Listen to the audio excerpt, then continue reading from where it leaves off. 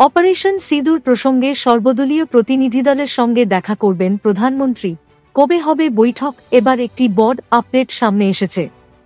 এই প্রসঙ্গে প্রাপ্ত তথ্য অনুযায়ী জানা গিয়েছে যে অপারেশন সিঁদুরের প্রসঙ্গে বিদেশে সফরকারী ভারতের প্রতিনিধিদলের সদস্যদের সাথে প্রধানমন্ত্রী মোদির সাক্ষাৎ ঘটতে পারে। বিদেশ সফর থেকে ফিরে আসার পর আগামী 9 অক্টোবর-জুন বৈঠকটি সম্পন্ন হয়ে পারে। তথ্য অনুযায়ী প্রতিনিধিদলের সদস্যরা বিশ্বজুড়ে সম্পন্ন হওয়া আলোচনা সম্পর্কে প্রধানমন্ত্রী নরেন্দ্র মোদীকে তথ্য দেবেন। জানিয়ে রাখি যে বিশ্বজুড়ে 7টি প্রতিনিধিদল পাঠানো হয়েছে, যারা বিভিন্ন দেশ সফর করছেন এবং অপারেশন সিঁদুর সম্পর্কে ভারতের দৃষ্টিভঙ্গি উপস্থাপন করছে। অপারেশন সিঁদুরের মাধ্যমে পাকিস্তানকে যোগ্য জবাব দিয়েছে ভারত। মূলত অপারেশন সিঁদুরের লক্ষ্য ছিল পাকিস্তান এবং পাক অধিকৃত কাশ্মীরে সন্ত্রাসবাদীদের আস্তানা ধ্বংস করা।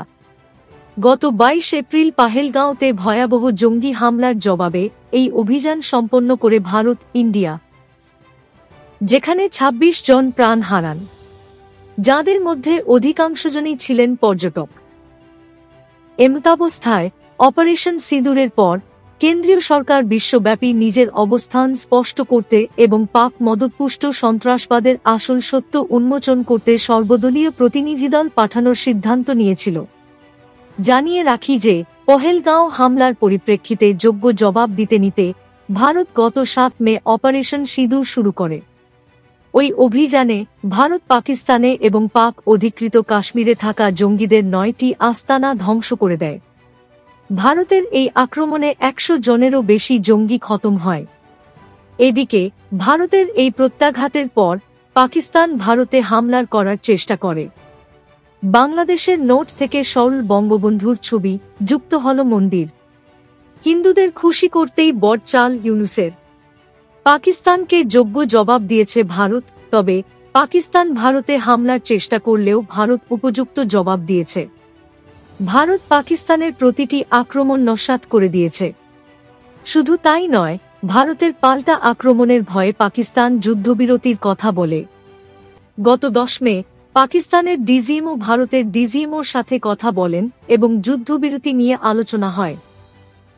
তারপরেই যুদ্ধবিরতি ঘোষণা করা হলেও তার কয়েক ঘণ্টা পরেই পাকিস্তান যুদ্ধবিরতি লঙ্ঘন করে এবং ড্রোন দিয়ে জম্মুর কিছু সেক্টরে আক্রমণ করার চেষ্টা করে।